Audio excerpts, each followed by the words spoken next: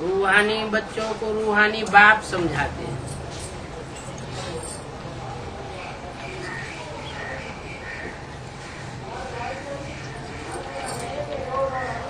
जिस्मानी बाप नहीं समझाते हैं।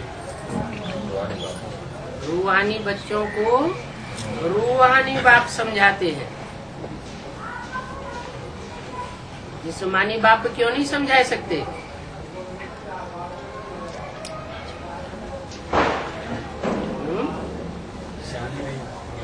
क्योंकि उनको रूहों का ज्ञान नहीं है। स्कूल अथवा कॉलेज में कोई तो अच्छी रीति दिल लगा करके पढ़ते हैं, कोई नहीं पढ़ते। पढ़ने वाले समझते हैं कि हम पढ़ करके अच्छा पद पावेंगे, हम स्टूडेंट हैं तो स्टडी अच्छी करनी चाहिए। यहाँ भी बच्चे जानते हैं कि बरोबर हमको पढ़ाने वाला बेहद का बाप है।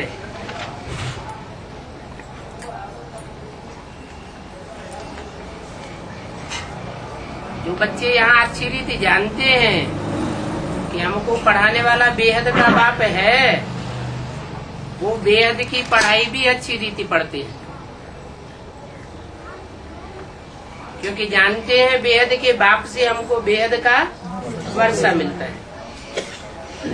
हद का वर्षा तो इसी जन्म में मिलता है, न भी मिलता है, मिल भी जाए तो यहीं खलास हो जाए।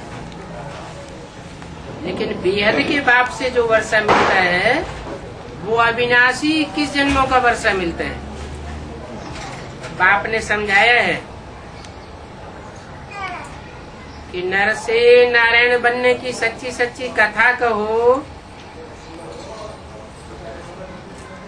वो सत्य बाप ही सुनाते हैं। उनको ट्रुथ गॉड फादर कहा जाता है। सत्य कथा और कोई सुना ही नहीं सकता। इस झूठ खंडे की दुनिया में सब झूठे हैं।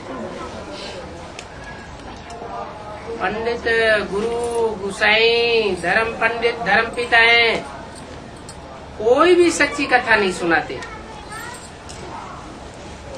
उसे सत्यनारायण की कथा कहो, तीसरा नेत्र खुलने की कथा, तीजरी की कथा कहो। अब हमने तो भक्ति मार्ग में ये सब कथाएं जन्म जन्मांतर सुनी। तीजरी की कथा, अमरनाथ की कथा, परंतु इन कथाओं का अर्थ तो कोई समझते नहीं है। वो होती है अमरपुरी और ये है मृत्युलोक। अमरपुरी के लिए तुम अभी अमर कथा सुनते हो और ये कथा भी तुम ही समझते हो। तुम्हारे में भी कोई तो बिल्कुल नहीं जानते हैं। पूछेंगे अमरपुरी कहाँ है तो उनको बताना पड़े। पहले स्थूल अमरपुरी में जावेंगे या पहले बेहद की सूक्ष्मपुरी में जावेंगे? उसके लिए पहले तो सूक्ष्म आत्मा बनना पड़े। आत्मा ज्योति बिंदु बनेंगे तो आत्मा बाप सुप्रीम सोल को पहचानेंगे। जब तक सुप्रीम सोल बाप को नहीं पहचाना है तब तक आत्मा नहीं बन सकेंगे, क्योंकि आत्मा का बाप परमात्मा, देह का बाप देहधारी। आत्मिक स्थिति में टिकेंगे तो मन बुद्धि रूपी आत्मा भी सूक्ष्म बनेगी। सूक्ष्म बनती है तो बुद्धि में सूक्ष्म ज्ञान बैठता है। अपन को देह समझेंगे तो सूक्ष्म ज्ञान बुद्धि में बैठेगा नहीं। बिंदु बिंदु सूक्ष्म आत्माओं का वो सूक्ष्म अति सूक्ष्म ज्योति बिंदु बाप है। वो इतना सूक्ष्म ज्ञान सुनाते हैं कि समझने वालों की बुद्धि में बैठ जाता है कि यही हमको इतनी सूक्ष्म स्टेज धारण करनी है। ज्ञान की सूक्ष्म स्टेज भी धारण करनी है, याद की स्टेज भी धारण करनी है, और इतना सूक्ष्म ज्ञान धारण करना है जो यहाँ हम ज्ञान की पराकाष्ठा में ऐसे पहुंच जावे जो अपन को अमर अनुभव करने लगे। एक होता है हद का मृत्यु लोक, उसमें हद की मृत्यु होती है। एक होता है बेहद का मृत्यु लोक, वहां होती है बेहद की मृत्यु। अमर लोक भी हद का और बेहद का। इस दुनिया में तो बेहद का अमर लोक भी नहीं है और हद का अमर लोक भी नहीं है। लेकिन बाप जिस दुनिया में हमको लेकर आए हैं, पुरुषोत्तम संगम की दुनिया में, वहां हमारी बुद्धि में बैठ गया है कि हम बाप के बच्चे बनते हैं, निश्चय बुद्धि बनते हैं। पक्का बुद्धि में बैठ जाता है कि हम रूहानी आत्मा को रूहानी बाप मिला है। रूहानी बाप से हम रूह आत्मा की अनेक जन्मों की सदगति होने वाली है। ये गति सदगति का वर्षा हमको मिलता है, हम यहाँ भी अनुभव करते हैं कि दुनिया की कितनी भी परीक्षाएं आ जावे, लेकिन हम हिलने वाले नहीं हैं। हमको कोई मार नहीं सकता। हम अजर अमर अविनाशी आत्मा हैं, अमरनाथ के अमर बच्चे हैं।